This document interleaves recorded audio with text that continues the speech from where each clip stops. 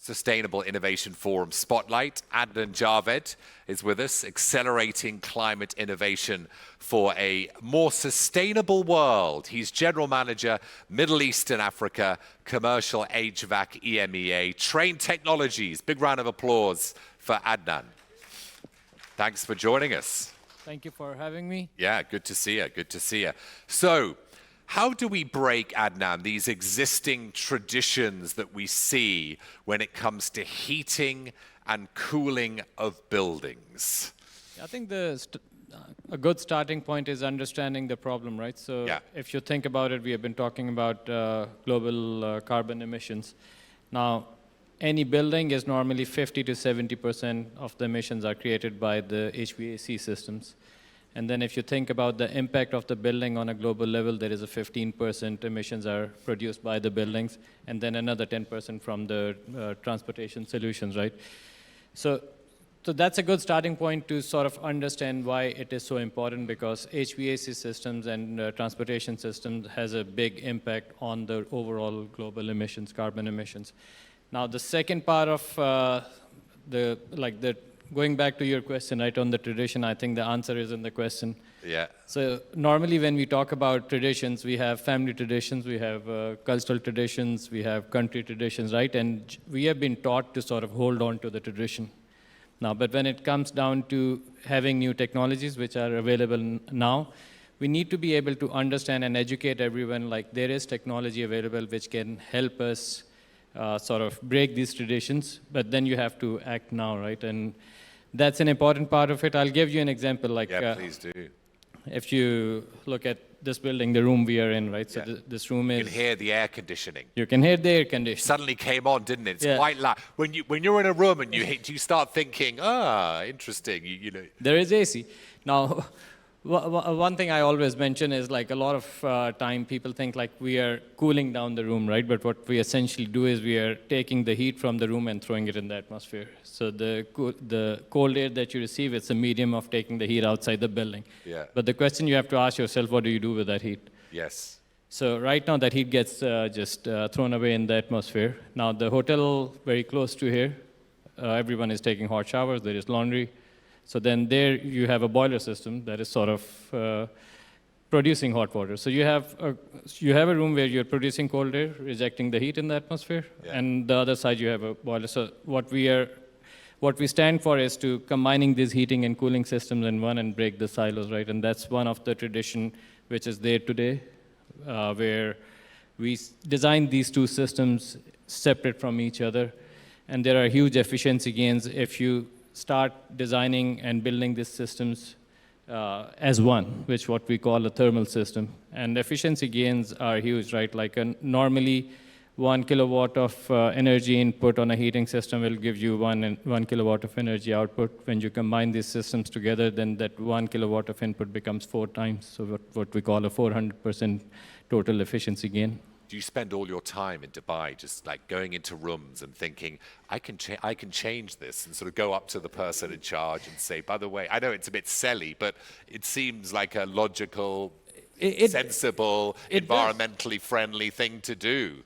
You must be busy. We are very busy, right? That's why you see us here. That's why, as a company, right, we have quite a presence here, and that's what we do. We show up at the places, and whoever is willing to listen will go and talk to them. And then we go see our customers and try to convey the message, right? Yeah. But you start to see, like, okay, like there are solutions which are available now.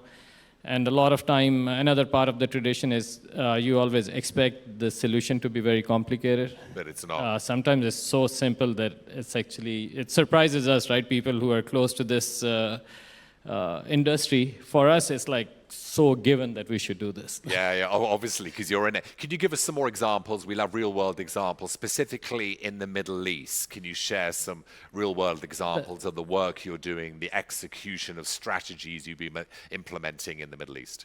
Oh, that's a good question, right? So a large part of my time sort of goes towards explaining people that we have both cooling and heating in this region. So sometimes I speak to some people and you get an answer, oh, but we don't have heating, right? But when you ask them the question, so when you got ready in the morning, how cold was the water? Water is usually warm to hot, right? How we take showers. So there is obviously a large heating need in this region.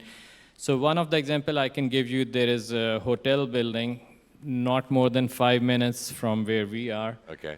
And it's an existing building, and they decided to sort of look at their carbon footprint. They wanted to reduce their carbon footprint, and they also wanted some operational savings that can come with this. And they hired an ESCO company, and then ESCO company came. They looked at different options, what sort of equipment they have and what sort of optimization they can do in order to make the building efficient.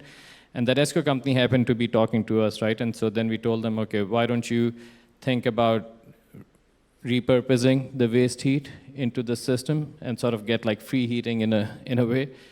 So, and they ended up having 16.5 million kilowatt of electricity saving with 650 tons of carbon emission reduction, right? So that's one example. The other example, again, and first example from Dubai, second example from Abu Dhabi, there is a greenhouse company, Pure Harvest. So what they are trying to do is they are trying to bring food security by localizing the production of different fruits and vegetables, which as is a very good initiative in terms of localizing the production of food. And obviously then you have a lot of savings coming from not transporting them from halfway around the world. But when you think about their application was unique in a way where in the morning they need cooling and to maintain a certain temperature, so these fruits and vegetables don't die off because of the heat. Yeah. But then at night, they need to maintain a certain humidity levels, right? For that, they need to use heating equipment. So traditionally, they would have bought a cooling system and then a heating system. So while we were working with them, we sort of came up with a solution where they can have 2 tanks, one for heating, one for cooling, and then they can use both systems simultaneously. So what they did was, first, they don't have to buy as much equipment as they would have bought. They saved a lot of real estate space, which is quite handy when you're here. And most importantly, I think I can tell you in terms of literally dollar value when we ran the calculations, when we were proposing them this solution, if they had run traditional system, they would have spent around $2.5 million in their utility bills. And with this system, they could do that for $1.5 million. As you say, it's simple, it's cheaper, It makes sense. I think I got from your website, food loss accounts for 8% of global GHGs. Wow. Just these stats, they're mind-blowing, aren't they? We're running out of time, Adnan. Tell us about the policies, because it seems so simple. We've got the technology. How do we scale it? What policies do we need to implement to accelerate this decarbonization of buildings? So I think policy definitely helps us progress faster, right? So that's there. So few things. The very obvious ones should be around the refrigerant, right? So one is having these good technologies like heating, breaking down the silos, which means start using electrification of heating than traditional fossil fuel boilers, or at least remove subsidies. The other thing which I always say, like we have a unique position where we have access to whatever is happening in Europe, whatever is happening in US, and then when we hear a lot of people who are here, you can get some good examples, right? And then you can pick and choose some good examples in terms of policy from Europe where you can offer certain incentives for you to be moving to these greener technologies.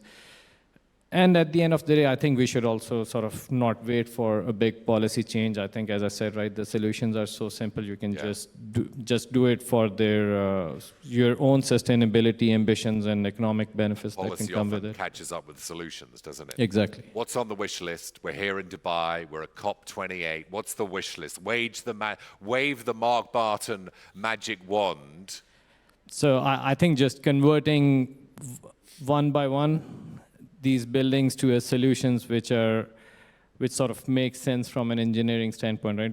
And most importantly, start acting now. So there is no magic, there is no missing link, there is nothing left in terms of technology which is missing for us to move on, right? So we have it, We have should the technology. it goes back to just acting now. Yeah, don't forget that stat. Heating and cooling buildings account for roughly 15% of global carbon emissions. Yes. Boom. Let's finish with that. Walk away with it. Don't walk away. If you leave, Kehkashan's going to be really upset.